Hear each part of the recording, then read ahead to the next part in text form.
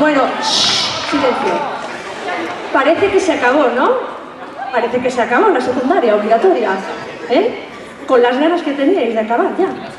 Con lo pesados que somos los profes, porque somos pesadísimos, ¿eh? Que meteros en clase, que apaguéis el móvil, que no paráis de hablar, que estudiéis. Que si no comáis en clase. Bueno, a pesar de todo, tanto nosotros como vosotros, os lleváis un montón de recuerdos buenos, ¿no? Esperamos que sí, hoy hay que decir que sí, ¿no? Cristian, aquí en directo. Bueno, nosotros hemos tenido toda la mañana al jardinero trabajando, al jardinero del FEAL, ya lo conocéis, ¿no? Y resulta que nos acaba de traer aquí unas cosas para vosotros, ¿vale?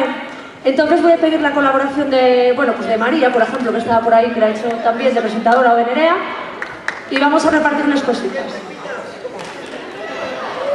Muchísima suerte a todos en esta etapa que empezáis ahora, ¿vale? Y ya nos vendréis a contar qué tal.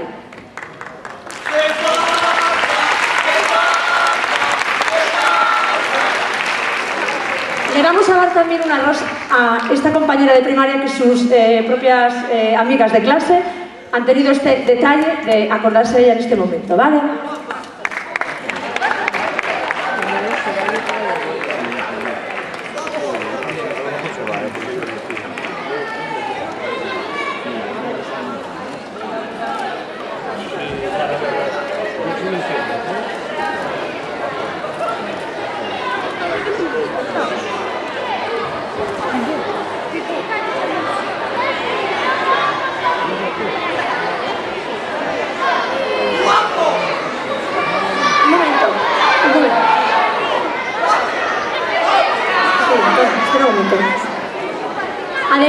Además, hay unos diplomas que además hay que decir que ellos mismos se han preparado, porque consideran que se los merecen, a pesar de los momentos de estudio, digamos, de vagancia, ellos mismos han preparado sus diplomas. Nosotros las flores y el jardín, y ellos sus diplomas.